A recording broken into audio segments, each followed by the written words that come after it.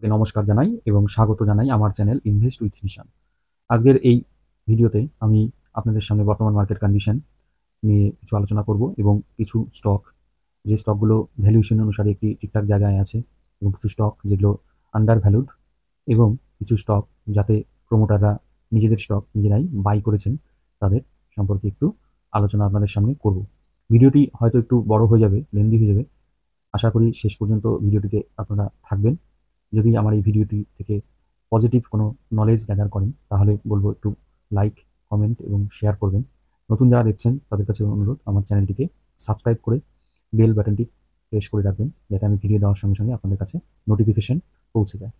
তো আলোচনার মূল পর্বে যেটি বলার, প্রথমেই বর্তমানে আমাদের মার্কেট যে লো করেছিল সেখান থেকে কিন্তু আপ ট্রেন্ড না হোক একটু কিন্তু পুল ব্যাক দেখিয়েছে। সেখানে প্রায় 4 থেকে 5% মতো কিন্তু আমরা রিকভারি দেখতে পেরেছি এই মার্চ মাসে বিশেষ করে, এবং লাস্ট উইকে কিন্তু কয়েকদিনের যে একটি কনসলিডেশন ছিল, মার্কেট দাঁড়িয়েছিল একটি জায়গায় একটি রেঞ্জের মধ্যে, সেটাকে ব্রেক করে ওপরে কিন্তু একটু পরপর কয়েকদিন কিন্তু মার্কেট গ্রিন ক্লোজ দিয়েছে। এবার আমরা এই ব্যাপারটাকে কিভাবে নেব? এটা কি কন্টিনিউয়াস চলবে নাকি মার্কেট এই জায়গায় স্টেবল থাকবে, সাস্টেনেবল হবে কিনা? এই যে বিষয়টি, এটা কিন্তু লাখ টাকার প্রশ্ন যে বাজার কি আরও কারেক্টেড হবে? ডিসেম্বর মাসের দিকে আমরা এরকম একটা পুলব্যাক দেখেছিলাম, পরবর্তীতে কিন্তু মার্কেট সেইটা আর ধরে রাখতে পারেনি, সেখান থেকেও কিন্তু মার্কেট আরও নিচে নেমেছে। সেরকমই কি আবার হতে চলেছে? এবার মার্কেট পড়েছে নানান কারণে, তার মধ্যে একটি কারণ ছিল এফআইআইদের continuous selling. FII continuous selling এখন কিন্তু একটা হ্রাস এসেছে। আপনারা বিগত কয়েকদিনে দেখতে পেয়েছেন যে প্রায় 10,000 কোটি টাকার ওপরে লাস্ট দুদিনে কিন্তু এফআইআই বাইং করেছে। সেখানে তার মানে বলা যায় যে এফআইআইরা ইন্টারেস্টেড আছে ইন্ডিয়ান মার্কেটের প্রতি। তারপরেও যেটা লক্ষণীয় বিষয়, যে বিষয়গুলো আমাদের মাথায় রাখতে হবে, আমি যেমন গত দুটো ভিডিওতেই একই কথা বলেছি যে মার্কেট যদি গত মাসের হাইকে ক্রস করে ক্লোজ দেয় বা স্টেবল হয়, সেখান থেকে হয়তো আমরা একটা পুলব্যাক সিগন্যাল বা ট্রেন্ড চেঞ্জের একটা সিগন্যাল পেতে পারি। তবে সেরকম জায়গায় এখনও মার্কেট কিন্তু পৌঁছায়নি। যে লেভেলটি আমি বলেছিলাম সেটা প্রায় ছিল 23,880 থেকে 900-র মতো, যে লেভেলটি আমি কয়েকদিন ধরে বলছি, সেটির ওপরে যদি মার্কেট ক্লোজ দেয় হয়তো সেখান থেকে আমরা একটা পুলব্যাক ভালো রকমের দেখতে পাই। আবার এটাও হতে পারে মার্কেট কিছুটা উঠে কারেকশন আরেকটু হয়ে তারপরে কিন্তু একটু স্ট্রেংথ নিয়ে মার্কেট উঠতে পারে। তবে এটুকু বলা যায়, মার্কেটে যে পজিশনে আছে সেখান থেকে খুব বেশি আর নিচে হয়তো বা যাবে না। যদিও শেয়ার মার্কেটে প্রেডিকশন সবসময় ঠিক হয় না, এভরিথিং ইজ আনএক্সপেক্টেড বা আনপ্রেডিক্টেবল। সুতরাং কি হবে আগাম কিন্তু ভগবান ছাড়া কেউ, বা আমি যদি মিথ্যে কথা বলি তবেই বলা যায়। এবার সে জায়গায় দাঁড়িয়ে হয়তো মার্কেট একটা পুলব্যাক আগামীতে আমরা দেখতে পাই, কারণ বটমের খুব কাছাকাছি মার্কেট ট্রেড করছে নতুন করে, আর বটম করার সম্ভাবনা অনেকটাই কম। এবার যে লক্ষণীয় বিষয়গুলো আমাদের মাথায় রাখতে হবে, যদি ইউএস ডলার ইন্ডেক্স আমাদের বর্তমানে দেখতে পাচ্ছি 104.09, এই ডলার ইন্ডেক্সের মধ্যে কিন্তু একটা বিয়ারিশ ট্রেন্ড কিন্তু আমরা লক্ষ্য করছি, কারণ ডলার ইন্ডেক্স প্রায় 110 টাকার কাছাকাছি চলে গেছিলো, সেখান থেকে কিন্তু একটা বিয়ারিশ ভাব কিন্তু আমরা দেখতে পাচ্ছি। এবার যদি এই 104.09 যেটি আছে সেটি যদি 102 বা 101-এর কাছাকাছি চলে আসে, তখন কিন্তু আমরা বলতে পারি মার্কেট একটা সাস্টেনেবল জায়গায় পৌঁছে গেছে। আরেকটি বিষয় সেটি হচ্ছে ইউএস বন্ড ইল্ড, যেটি এক্সিস্টিং পার্সেন্টেজ হলো 4.26%। সেপ্টেম্বর মাসে কিন্তু এটি ছিল 3.75%-এর মতো। সেপ্টেম্বরের 27-28 তারিখ থেকে আমরা কিন্তু মার্কেটে এই যে বিয়ারিশ ট্রেন্ডটি লক্ষ্য করতে করেছি, এবং যদি আমরা ভবিষ্যতে বা আগামী কয়েকদিনের মধ্যে এই ইউএস বন্ড ইল্ড পার্সেন্টেজ যদি 4-এর নিচে যেতে দেখি, তাহলে কিন্তু হয়তো বা এফআইআই ইনভেস্টমেন্ট আরও কিন্তু আমাদের ভারতীয় শেয়ার বাজারে বাড়তে পারে। এই হলো দুটো বিষয়, একটি হচ্ছে ইউএস বন্ড ইল্ডের পার্সেন্টেজ এবং ডলার ইন্ডেক্স, এই দুটোকে কিন্তু আপনাদের মাথায় রাখতে হবে। এর উপরে আরেকটি বিষয়, 2 এপ্রিল ট্যারিফ স্টোরি আবার কিন্তু মাথাচাড়া দিয়ে উঠতে পারে। কারণ কি, ট্রাম্প কি ঘোষণা করে বা কি করেন এই 2 তারিখে কিন্তু আমরা সেটা কিন্তু লক্ষ্য করব। তার উপর ভিত্তি করেও মার্কেটে হয়তো একটা অস্থিরতা দেখা দিতে পারে। এই সকল বিষয়গুলোর উপর নজর রেখেই আমাদের কিন্তু ভবিষ্যতে প্ল্যান করতে হবে যে আমরা কোন স্টকে ইনভেস্ট করব, বা কোন স্টকটি হোল্ড করব, বা কোন স্টকটিকে সেল করব, এই যে বিষয়গুলো আপনাদের কিন্তু মাথায় রেখে কাজ করতে হবে। কারণ আমরা অনেকেই হয়তো এই পুলব্যাকে কিছু স্টক পোর্টফোলিওতে পজিটিভ দেখতে পাচ্ছি। দেখা গেল যে এতদিন ধরে আপনি একটা লসের মধ্যে আছেন, হয়তো ৫-৭% প্রফিটে ঢুকেছেন। তখন আপনি যেহেতু একটা প্রফিটে ঢুকে গেছেন, আপনার কিন্তু চিন্তাভাবনা আসবে যে এতদিন নেগেটিভ দেখলাম, এখন পজিটিভ দেখতে পাচ্ছি, এখন এই স্টকটিকে ঝেড়ে ফেলে দিই বা এর থেকে বেরিয়ে আসি। এবার আপনাদের বলি, এই যে আপনি এতদিন ধরে ধৈর্য ধরে ফলটা দেখেছেন, কোনো স্টকে 30%, 40% বা 20% এর মতো ফল হয়েছে। সেখান থেকে হয়তো কোনো স্টক রিকভার করেছে। কয়েকটি স্টক কিন্তু ভালো রকমের রিকভারি কিন্তু দেখিয়েছে। তো আপনাদের মনে হতে পারে যে হয়তো মার্কেট আবার ফল করতে পারে। হ্যাঁ, করতেই পারে। কারণ কি? একদম স্টেডি কিন্তু মার্কেট যে উঠতেই থাকবে তা কিন্তু সম্ভব নয়। আর মার্কেট রিটেস্ট নেবেই। যে লেভেলটি আমি বললাম ২৩,৯০০ মতো, সেটাকে যদি ক্রস করে যায়, ক্রস করে হয়তো মার্কেট কিছুটা যাওয়ার পরে কিন্তু মার্কেট আগের রেজিস্ট্যান্সটিকে সাপোর্ট বানিয়ে কিন্তু একটা রিটেস্ট কিন্তু মার্কেটে আসতেই পারে। এরকম মার্কেট উঠবে, রিটেস্ট করবে, সাপোর্ট এসে আবার পুলব্যাক দেখাবে, রেজিস্ট্যান্স হয়তো ব্রেক করবে বা রেজিস্ট্যান্সে গিয়ে ধাক্কা খেয়ে আবার নিচের দিকে আসবে। এগুলো মার্কেটের কিন্তু স্বাভাবিক নিয়মেই কিন্তু মার্কেট করে থাকে। সুতরাং মার্কেট উঠলেও আপনি শর্ট টার্মে চিন্তাভাবনা করলেন, বেচে দিলেন, তাহলে কিন্তু আখেরে আপনার লস হবে। এখান থেকে যে স্টকগুলো দেখছেন যে একটা প্রফিটের জায়গায় ঢুকছে, আপনি এক্সপেক্ট করতে পারেন মার্কেটের যেহেতু ২০ নিচে চলে গেছে, সে জায়গায় কিন্তু মার্কেট আগামীতে একটা লং টার্মে রিটার্ন কিন্তু ভালো দিতে পারে। তার জন্য হয়তো আপনাকে আরো কয়েকটি মাস আপনাকে ওই স্টকগুলোকে হোল্ড করতে হতে পারে। যদি আপনি কোনো স্টক থেকে 30 বা 40% প্রফিট না পান, তাহলে এই যে আপনি পেশেন্স নিয়ে ধৈর্য ধরেছিলেন, তার কিন্তু মূল্যায়ন আপনি করতে পারছেন না। আপনার এই ধৈর্যের কোনো ইউটিলিটি কিন্তু থাকছে না। যদি আপনি অল্পতেই বিক্রি করে দেন। এবার আপনাদের টাকা, আপনারা কোনটা বিক্রি করবেন, কিনবেন, হোল্ড করবেন, সম্পূর্ণ সিদ্ধান্ত কিন্তু আপনাদের। আমি আমার নলেজ অনুসারে আপনাদেরকে আমার কথাগুলো শেয়ার করছি। যেটা হওয়ার সম্ভাবনা বেশি, সেই কথাগুলো বলছি। এবার আপনারা আপনাদের সিদ্ধান্তটা নেবেন। তো এবার যে টপিকের উপর ভিডিওটি আমি বানাচ্ছি, সেটা হচ্ছে যে কিছু স্টক নিয়ে আমি কথা বলব। গত ভিডিওতে আপনাদের কথা দিয়েছিলাম। কিছু স্টক আমি আপনাদেরকে দেখাবো, যে স্টকগুলোতে আপনারা ভ্যালু ইনভেস্টিং জার্নি করতে পারেন, বা যেগুলোতে প্রোমোটার নিজেদের স্টক নিজে বাই করছে। তার মানে কোম্পানি আগামীতে ভালো রেজাল্ট করবে এবং কোম্পানি ভালো পারফর্ম করবে। স্টকের প্রাইসও হয়তো আগামীতে বাড়বে। এই বিশ্বাসে প্রোমোটার কিন্তু তাদের হোল্ডিংটা বাড়াচ্ছে। এবং ২-১ টি স্টক বলব আমি, যে ইউএস ট্যারিফের জন্য ভলাটিলিটি মার্কেটে দেখা যাচ্ছে। এই ইউএস ট্যারিফ প্রুফ যদি কিছু স্টক থাকে, সেটা আপনাদের সামনে আমি তুলে ধরব। প্রোমোটার হোল্ডিং যেখানে বেড়েছে, সেগুলো আপনাদের সামনে আস্তে, আস্তে তুলে ধরব। ১ম এ যে বিষয়টায় আসি, আমাদের ভ্যালুয়েশন, কোন স্টকের কি ভ্যালুয়েশন, এই যে বিষয়গুলো নানান ফ্যাক্টরের উপর ভ্যালুয়েশনগুলো বের করা হয়। আজকে আমি যদি আপনাকে এগুলো বলতে যাই, তাহলে ভিডিওটি অনেক লেন্দি হয়ে যাবে। তবে একটি ভিডিও করে আপনাদেরকে ভ্যালুয়েশন কিভাবে বের করতে হয়, আশা করি আগামীতে আমি দেখিয়ে দেব। আজকে শুধু খালি স্টকগুলো আমি একটু আলোচনা করে নিই। ১ম এই আমরা দেখে নিই কোন সেক্টরটির PE এক্সপেনশন হয়নি। এই যে বুল রানটি হলো মার্কেটে, সেখানে কিন্তু PE এক্সপেনশন হয়নি। এই NBFC বা ব্যাংক, ক্যাপিটাল মার্কেট এর যে স্টকগুলো, সেগুলোর কিন্তু PE এক্সপেনশন এখনো হয়নি। এগুলো কিন্তু অনেক নিচে কিন্তু ট্রেড করছে। ১০ এর নিচে কারো PE, ২০ নিচে তো অবশ্যই। এই ধরনের স্টক কিন্তু আছে। এই স্টকগুলোতে একটা কিন্তু স্কোপ রয়েছে PE এক্সপেনশনের, এবং আগামীতে এদের কিন্তু গ্রোথ পটেনশিয়ালটি প্রচুর রয়েছে। এবং এই যে মার্কেট কারেক্টেড হলো, সেখানে কিন্তু এই স্টকগুলো কিন্তু কারেক্টেড হয়েছে। 20%, 15%, 20%, 25%, 26% এর মতনও কারেকশন কিন্তু এই স্টকগুলোতেও দেখা গেছে। সেই জায়গায় দাঁড়িয়ে PE আরও নিচে নেমে এসছে। অথচ ভারতবর্ষের যে মার্কেট ক্যাপিটাল শেয়ার মার্কেটের তার 1/3 কিন্তু এই কোম্পানিগুলোর দ্বারা গঠিত। এই যে আমাদের নিফটি 50, তাতেও কিন্তু এই কোম্পানিগুলোর অংশ কিন্তু আছে বেশি। এই যে এই কোম্পানিগুলোর ওঠানামার উপর কিন্তু ডিপেন্ড করে ভারতবর্ষের শেয়ার মার্কেটের ইন্ডেক্স।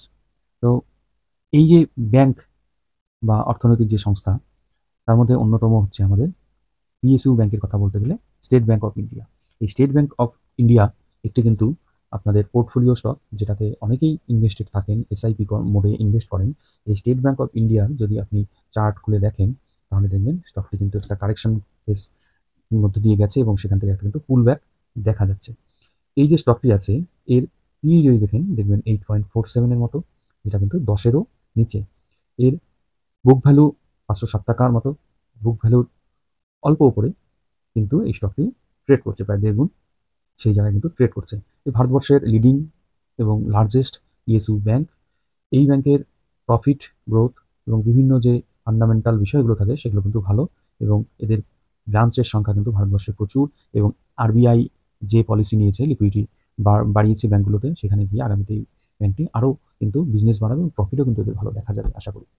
এবার আমি অন্য একটি প্রাইভেট ব্যাংকের কথা বলব। প্রাইভেট ব্যাংক, লিডিং যে প্রাইভেট ব্যাংকগুলো আছে, তার মধ্যে আমার কাছে মনে হচ্ছে যে ICICI ব্যাংকটি ভালো। শুধু যে ভ্যালুয়েশন অনুসারে তা নয়, আরও কিছু প্রফিট গ্রোথ আরও বিষয় যেগুলো থাকে সেগুলো অনুসারেও কিন্তু এই ব্যাংকটি একটি ভালো জায়গায় রয়েছে। এরও পিই কিন্তু 19.26। প্রাইভেট ব্যাংকগুলোর মধ্যে আরও কিছু ব্যাংক আছে যেগুলো এর থেকেও পিই রেশিও কম, কিন্তু অন্যান্য যে ব্যাংকিং সেক্টরের স্টকগুলোতে আরও কিছু ডাটা দেখতে হয়, সেই ডাটা অনুসারে এই আইসিআইসি ব্যাংকটিকে আমার কিন্তু বেস্ট মনে হচ্ছে। এবার আপনারা আপনাদের মতো করে আপনাদের ক্রাইটেরিয়া অনুসারে এবং স্ট্র্যাটেজি অনুসারে স্টাডি করে দেখতে পারেন।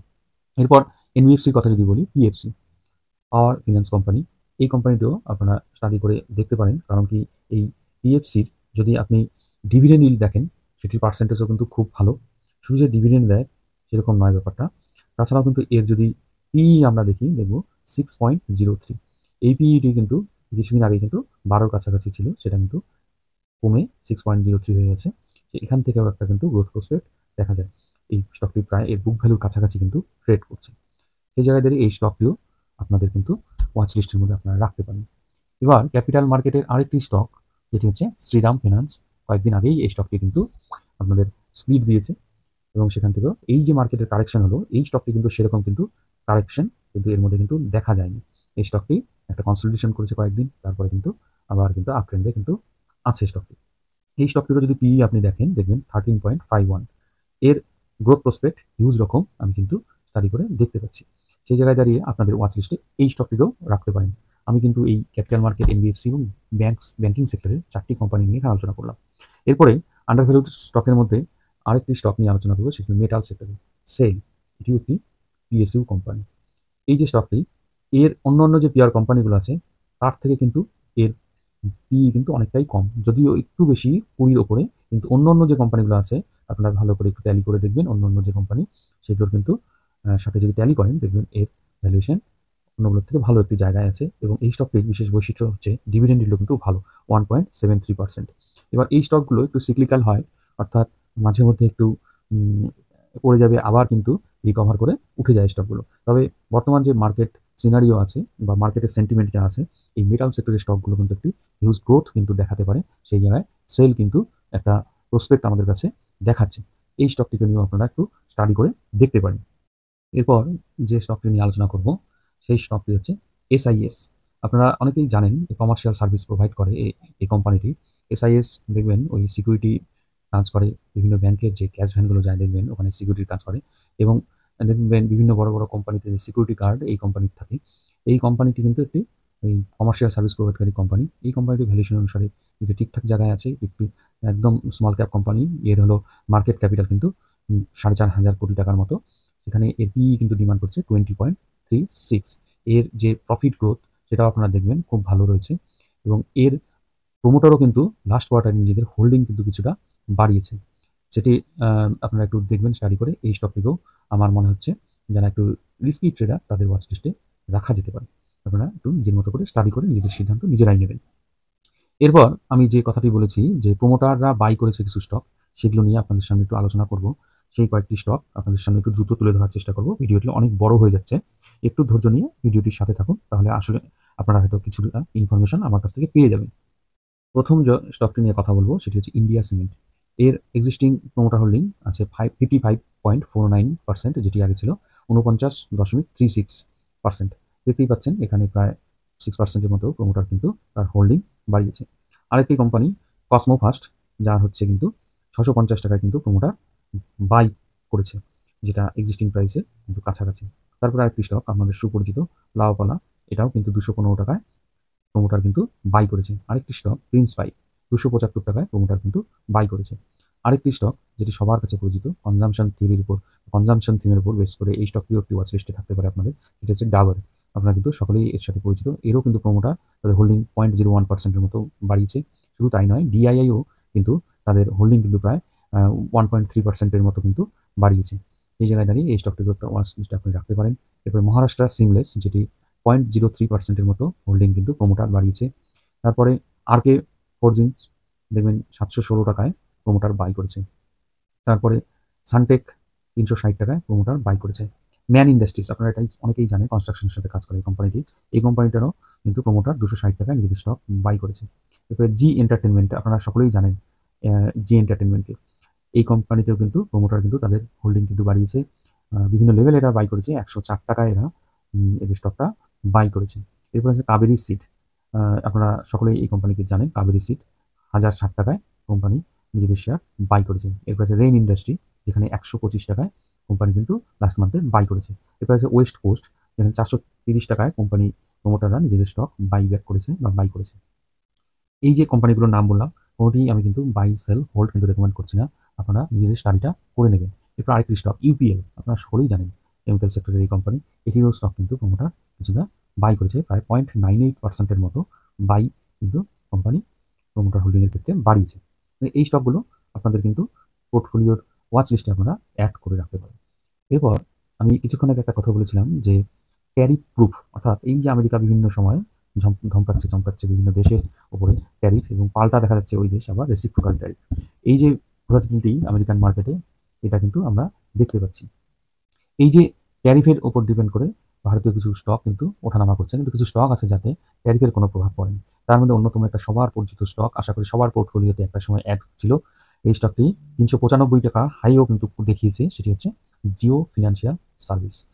এই যে কোম্পানিটি আছে, এর কিন্তু ডাইভার্সিফাইড পোর্টফোলিও, এনবিএফসি হিসাবে কাজ শুরু করবে, ইন্স্যুরেন্স সেক্টরে কাজ করবে, ওয়েলথ ম্যানেজমেন্টের কাজ করবে ব্ল্যাক রকের সাথে টাই আপ হয়ে। এর মধ্যে শোনা যাচ্ছে যে জিও ফিনান্স আমাদের অ্যালায়েন্সের সাথে কাজ করবে।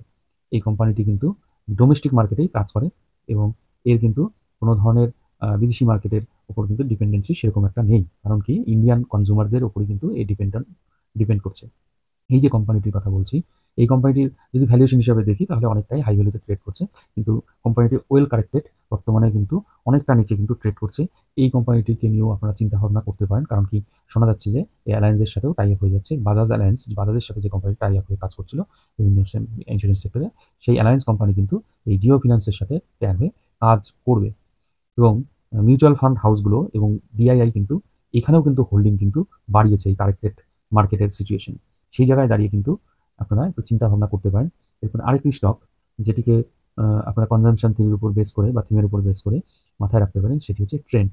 এই যে ট্রেন্ড যে কোম্পানিটি, এই কোম্পানিটি কিন্তু হিউজ প্রফিট গ্রোথ কিন্তু কয়েকটা কোয়ার্টারের আফটার কোয়ার্টার কিন্তু দেখিয়েছে। সেখানে এই স্টকটি কিন্তু একটা কারেক্টেড হয়ে একটু নিচে আছে, এবং এই কোম্পানি যে ভ্যালুয়েশনটা দাবি করছে মানুষের সেন্টিমেন্টের উপর ডিপেন্ড করে একদম পারফেক্ট জায়গায় আমার মনে হয় ঠিক আছে। যদিও পি রেশিও অনেকটাই হাই, কিন্তু যেহেতু মার্কেট অনেক সময় পি এর উপর ডিপেন্ড করে চলে না, কিছু কিছু স্টক মার্কেট গুরুত্ব দিলে, ভ্যালু দিলে, যদি কাস্টমার ভ্যালু দেয় কোম্পানিটাকে, তখন কিন্তু ওর সেই হিসাবে কিন্তু স্টকটিরও কিন্তু ভ্যালুয়েশন বেড়ে যায়। সেই জন্য এই স্টকটিকেও আপনারা কিন্তু স্টাডিতে রাখতে পারেন। আমি এই ভিডিওতে প্রথম থেকে শুরু করে অনেকগুলো স্টক কিন্তু নিয়ে আলোচনা করলাম। কোনো স্টকই কিন্তু আপনাদের কিন্তু বাই, সেল বা হোল্ড রেকমেন্ডেশন করছি না। আমার অনুরোধ, আপনারা নিজেদের স্টাডি নিজেরাই করবেন, নিজেদের সিদ্ধান্ত নিজেরাই নেবেন। ভিডিওটি ভালো লাগলে লাইক করবেন, কমেন্ট করবেন, শেয়ার করবেন, নতুন একটা চ্যানেলটিকে সাবস্ক্রাইব করবেন। ধন্যবাদ, ভালো থাকবেন।